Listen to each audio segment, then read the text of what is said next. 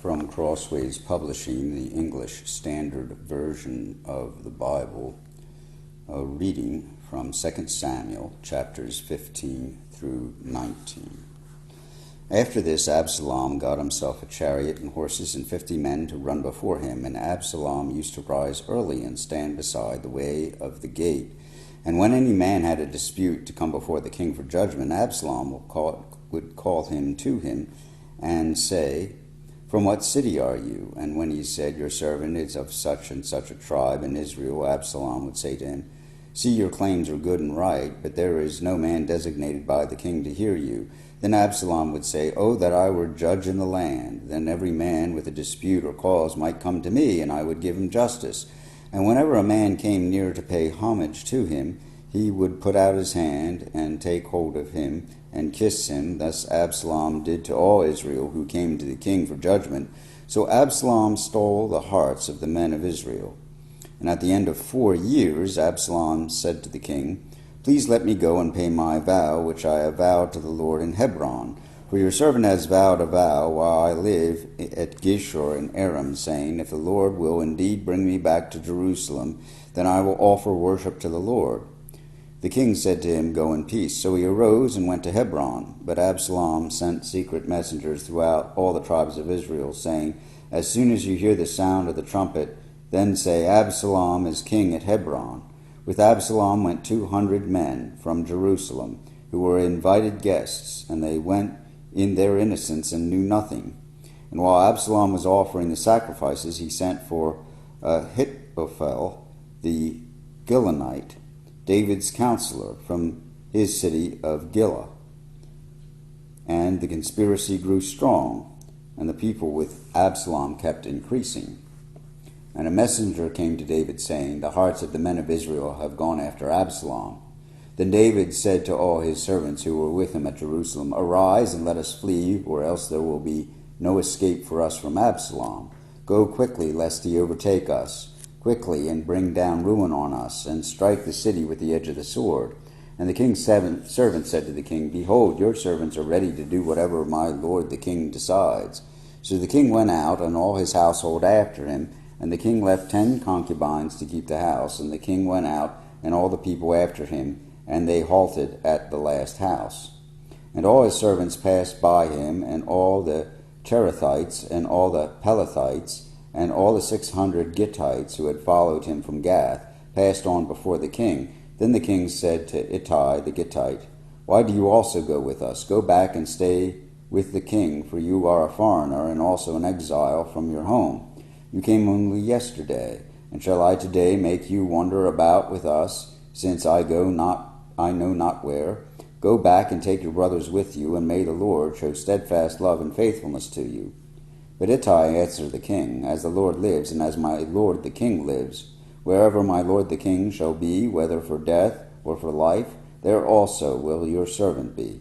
And David said to Ittai, "Go then, pass on." So Ittai the Gittite passed on with all his men and all the little ones who were with him, and all the land wept aloud as all the people passed by. And the king crossed the brook of Kidron, and all the people passed on toward the wilderness.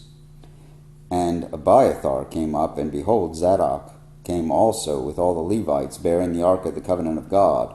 And they set down the ark of God until the people had all passed out of the city. Then the king said to Zadok, "Carry the ark of God back into the city.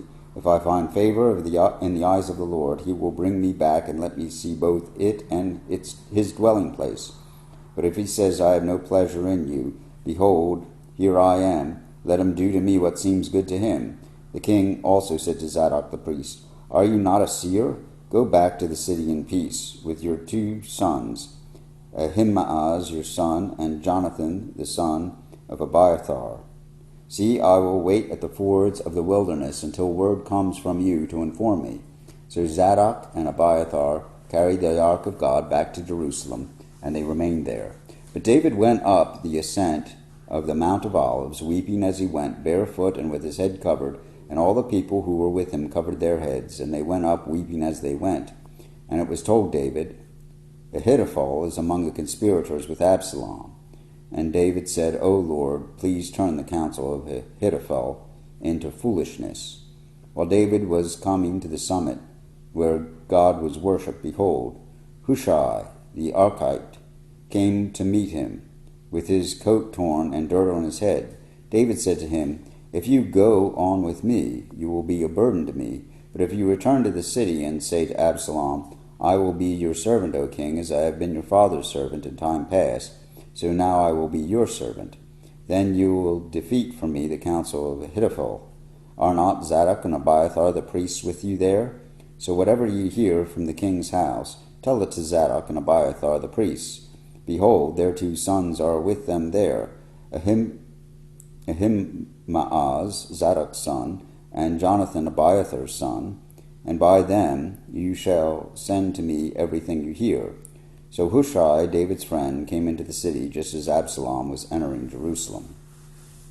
When David had passed a little beyond the summit, Ziba, the servant of Mephibosheth, met him with a couple of donkeys saddled, bearing 200 loaves of bread, 100 bunches of raisins, 100 of summer fruit, and a skin of wine. And the king said to Ziba, Why have you brought these? Ziba answered, The donkeys are for the king's household to ride on, the bread and summer fruit for the young men to eat, and the wine for those who faint in the wilderness to drink. And the king said, And where is your master's son? Ziba said to the king, Behold, he remains in Jerusalem, for he said, Today the house of Israel will give me back the kingdom of my father. Then the king said to Ziba, Behold, all that belonged to Mephibosheth is now yours. And Ziba said, I pay homage, let me ever find favor in your sight, my lord the king. When King David came to Bahurim, there came out a man of the family of the house of Saul, whose name was Shimei, the son of Gera. And as he came, he cursed continually, and he threw stones at David, and at all the servants of King David, and all the people, and all the mighty men who were on his right hand and on his left. And Shimei said, as he cursed, Get out, you man of blood, you worthless man. The Lord has avenged on you all the blood of the house of Saul, in whose place you have reigned. And the Lord has given the kingdom into the hand of your son Absalom. See, your evil is on you, for you are a man of blood. Then Abishai, the son of Zeruiah, said to the king, Why should this dead dog curse my lord the king? Let me go over and take off his head. But the king said, What have I to do with you, you sons of Zeruiah? If he is cursing because the Lord has said to him, Curse David, who then shall say, Why have you done so? And David said to Abishai and all the servants, Behold, my own son seeks my life. How much more now may this Benjaminite? Leave him alone and let him curse, for the Lord has told him to. It may be that the Lord will look on the wrong done to me, and that the Lord will repay me with good for his cursing today. So David and his men went on the road, while Shimei went along on the hillside opposite him, and cursed as he went, and threw stones at him, and flung dust. And the king and all the people who were with him arrived weary at the Jordan, and there he refreshed himself. Now Absalom and all the people, the men of Israel, came to Jerusalem, and Ahithophel with him. And when Hushai the Archite, David's friend, came to Absalom, Hushai said to Absalom, Long live the king, long live the king. And Absalom said to Hushai, Is this your loyalty to your friend? Why did you not go with your friend? And Hushai said to Absalom, No, for whom the Lord and his people and all the men of Israel have chosen, his I will be, and with him I will remain. And again, whom shall I serve? Should it not be his son?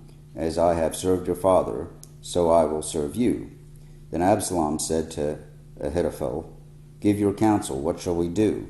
Ahithophel said to Absalom, Go into your father's concubines, whom he has left to keep the house, and all Israel will hear that you have made yourself a stench to your father, and all the hands of all who are with you will be strengthened. So they pitched a tent for Absalom on the roof, and Absalom went into his father's concubines in the sight of all Israel. Now in those days the counsel that Ahithophel gave was as if one consulted the word of God. So was all the counsel of Ahithophel esteemed, both by David and by Absalom. Moreover, Ahithophel said to Absalom, "Let me choose 12,000 men, and I will arise and pursue David tonight. I will come upon him while he is weary and discouraged, and throw him into a panic, and all the people who are with him will flee. I will strike down only the king, and I will bring all the people back to you as a bride comes home to her husband. You seek the life of only one man, and all the people will be at peace." And the advice seemed right in the eyes of Absalom and all the elders of Israel. Then Absalom said, "Call Hushai the Archite also, and let us hear what he has to say." And when Hushai came to Absalom, Absalom said to him, "Thus has Ahithophel spoken. Shall we do as he says? If not, you speak." Then Hushai said to Absalom, "This time the counsel that Ahithophel has given is not good." Hushai said, "You know that your father and his men are mighty men, and that they are enraged, like a bear robbed of her cubs in the field. Besides, your father is expert in war. He will not spend the night with the people. Behold, even now he has hidden himself in one of the pits, or in some other place. And as soon as some of the people fall at the first attack, whoever hears it will say, 'There has been a slaughter among the people who follow Absalom.' Then even the valiant men, whose heart is like the heart of a lion, will utterly melt with fear, for all Israel knows that your father is a mighty man, and that those who are with him are valiant men. But my counsel is that all Israel be gathered to you, from Dan to Beersheba, as the sand by the sea for multitude, and that you go to battle in person. So we shall come upon him in some place where he is to be found, and we shall light upon him as the dew falls on the ground. And of him and of all the men with him not one will be left. If he withdraws into a city, then all Israel will bring ropes to that city, and we shall drag it into the valley until not even a pebble was to be found there." Then Absalom and all the men of Israel said, "The counsel of Hushai the Archite is better than the counsel of Ahithophel, for the Lord has ordained to defeat the good counsels of Ahithophel, so that the Lord might bring harm upon Absalom." Then Hushai said to Zadok and to Abiathar the priests, "Thus and so did Ahithophel counsel Absalom and the elders of Israel, and thus I have counseled. Now therefore send quickly and tell David, 'Do not stay tonight at the fords of the wilderness, but by all means pass over, lest the king and all the people who are with him be swallowed up.'" Now Jonathan and Ahimaaz were waiting at En-Rogel. A female servant was to go and tell them, and they were to go and tell King David, for they were not to be seen entering the city. But a young man saw them and told Absalom, so both of them went away quickly and came to the house of a man at Bahurim, who had a well in his courtyard, and they went down into it. And the woman took and spread a covering over the well's mouth and scattered grain on it, and nothing was known of it. When Absalom's servants came to the woman at the house, they said, "Where are Ahimaaz and Jonathan?" And the woman said to them, "They have gone over the brook of water." And when they had sought and could not find them, they returned to Jerusalem. After they had gone, the men came up out of the well, and went and told King David. They said to David, "Arise and go quickly over the water, for thus and so has Ahithophel counseled against you." Then David arose, and all the people who were with him, and they crossed the Jordan. By daybreak not one was left who had not crossed the Jordan. When Ahithophel saw that his counsel was not followed, he saddled his donkey and went off home to his own city. He set his house in order and hanged himself, and he died and was buried in the tomb of his father. Then David came to Mahanaim, and Absalom crossed the Jordan with all the men of Israel. Now Absalom had set Amasa over the army instead of Joab. Amasa was the son of a man named Ithra the Ishmaelite, who had married Abigail, the daughter of Nahash, sister of Zeruiah, Joab's mother. And Israel and Absalom encamped in the land of Gilead.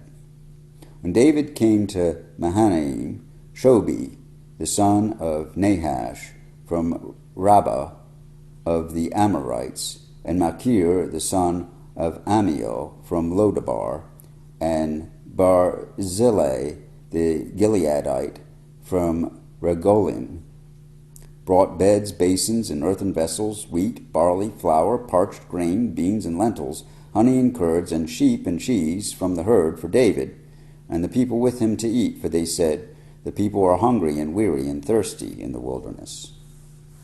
Then David mustered the men who were with him, and set over them commanders of thousands and commanders of hundreds. And David sent out the army, 1/3 under the command of Joab, 1/3 under the command of Abishai the son of Zeruiah, Joab's brother, and 1/3 under the command of Ittai the Gittite. And the king said to the men, I myself will also go out with you. But the men said, You shall not go out. For if we flee, they will not care about us. If half of us die, they will not care about us. But you are worth 10,000 of us. Therefore it is better that you send us help from the city. The king said to them, Whatever seems best to you I will do. So the king stood at the side of the gate, while the army marched out by hundreds and by thousands. And the king ordered Joab and Abishai and Ittai, Deal gently for my sake with the young man Absalom. And all the people heard when the king gave orders to all the commanders about Absalom. So the army went out into the field against Israel, and the battle was fought in the forest of Ephraim. And the men of Israel were defeated there by the servants of David, and the loss there was great on that day, 20,000 men. The battle spread over the face of all the country, and the forest devoured more people that day than the sword. And Absalom happened to meet the servants of David. Absalom was riding on his mule, and the mule went under the thick branches of a great oak, and his head caught fast in the yoke, and he was suspended between heaven and earth, while the mule that was under him went on. And a certain man saw it, and told Joab, Behold, I saw Absalom hanging in an oak. Joab said to the man who told him, What, you saw him? Why did you not strike him there to the ground? I would have been glad to give you 10 pieces of silver and a belt. But the man said to Joab, Even if I felt in my hand the weight of 1,000 pieces of silver, I would not reach out my hand against the king's son. For in our hearing the king commanded you and Abishai and Ittai, for my sake, protect the young man Absalom. On the other hand, if I had dealt treacherously against his life, and there is nothing hidden from the king, then you yourself would have stood aloof. Joab said, I will not waste time like this with you.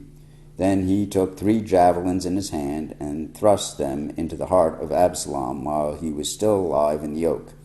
And 10 young men, Joab's armor-bearers, surrounded Absalom and struck him and killed him. Then Joab blew the trumpet, and the troops came back from pursuing Israel, for Joab restrained them. And they took Absalom and threw him into a great pit in the forest, and raised over him a very great heap of stones. And all Israel fled every one to his own home. Now Absalom in his lifetime had taken and set up for himself the pillar that is in the king's valley, for he said, I have no son to keep my name in remembrance. He called the pillar after his own name, and it is called Absalom's monument to this day. Then Ahimaaz the son of Zadok said, Let me run and carry news to the king that the Lord has delivered him from the hand of his enemies. And Joab said to him, You are not to carry news today. You may carry news another day, but today you shall carry no news, because the king's son is dead. Then Joab said to the Cushite, Go tell the king what you have seen. The Cushite bowed before Joab and ran. Then Ahimaaz the son of Zadok said again to Joab, Come what may, let me also run after the Cushite.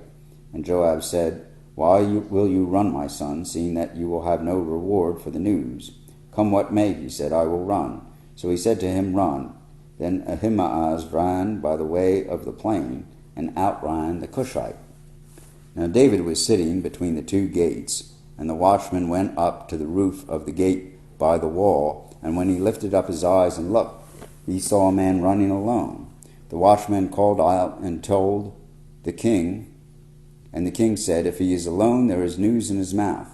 And he drew nearer and nearer. The watchman saw another man running, and the watchman called to the gate and said, See, another man running alone. The king said, He also brings news. The watchman said, I think the running of the first is like the running of Ahimaaz the son of Zadok. And the king said, He is a good man, and comes with good news. Then Ahimaaz cried out to the king, All is well. And he bowed before the king with his face to the earth and said, Blessed be the Lord your God, who has delivered up the men who raised their hand against my lord the king. And the king said, Is it well with the young man Absalom? Ahimaaz answered, When Joab sent the king's servant, your servant, I saw a great commotion, but I do not know what it was. And the king said, Turn aside and stand here. So he turned aside and stood still. And behold, the Cushite came, and the Cushite said, Good news for my lord the king, for the Lord has delivered you this day from the hand of all who rose up against you. The king said to the Cushite, Is it well with the young man Absalom? And the Cushite answered, May the enemies of my lord the king, and all who rise up against you for evil, be like that young man. And the king was deeply moved, and went up to the chamber over the gate, and wept. And as he went, he said, O my son Absalom, my son Absalom, would that I had died instead of you, O Absalom, my son, my son. It was told Joab, Behold, the king is weeping and mourning for Absalom. So the victory that day was turned into mourning for all the people, for the people heard that day, The king is grieving for his son. And the people stole into the city that day as a people steal in who are ashamed when they flee in battle. The king covered his face, and the king cried with a loud voice, O my son Absalom, O Absalom, my son, my son.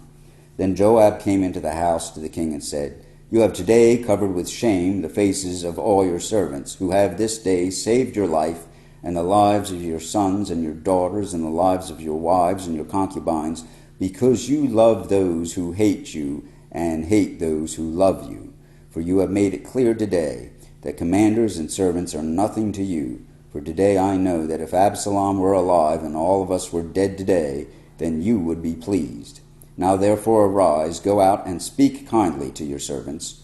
For I swear by the Lord, if you do not go, not a man will stay with you this night, and this will be worse for you than all the evil that has come upon you from your youth until now. Then the king arose and took his seat in the gate, and the people were told, Behold, the king is sitting in the gate. And all the people came before the king.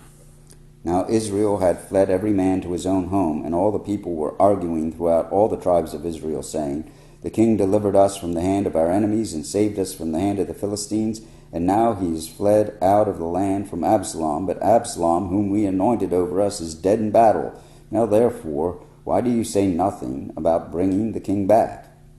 And King David sent his message to Zadok and to Abiathar the priests, Say to the elders of Judah, Why should you be the last to bring the king back to his house, when the word of all Israel has come to the king? You are my brothers, you are my bone and my flesh. Why then should you be the last to bring back the king?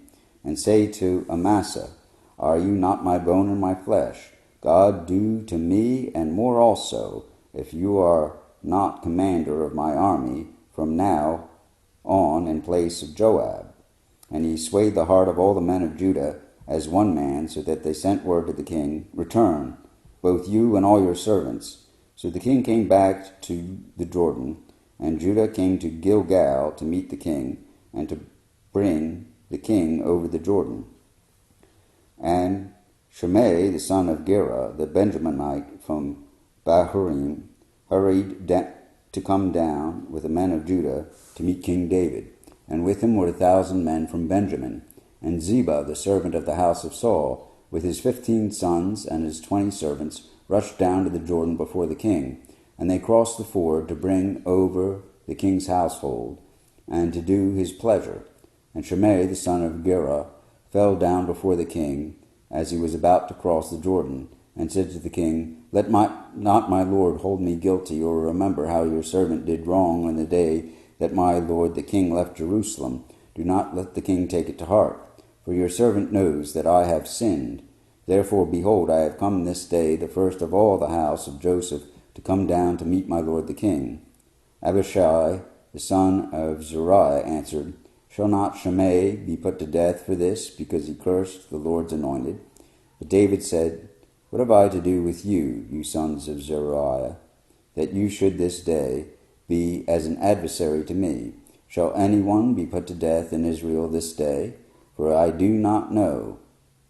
I not know that I am this day king over Israel? And the king said to Shimei, "You shall not die." And the king gave him his oath. Then Mephibosheth, the son of Saul, came down to meet the king. He had neither taken care of his feet, nor trimmed his beard, nor washed his clothes from the day the king departed until the day he came back in safety. And when he came to Jerusalem to meet the king said to him, "Why did you not go with me, Mephibosheth?" He answered, "My lord, O king, my servant deceived me. For your servant said to him, I will saddle a donkey for myself, that I may ride on it and go with the king. For your servant is lame. He has slandered your servant to my lord the king.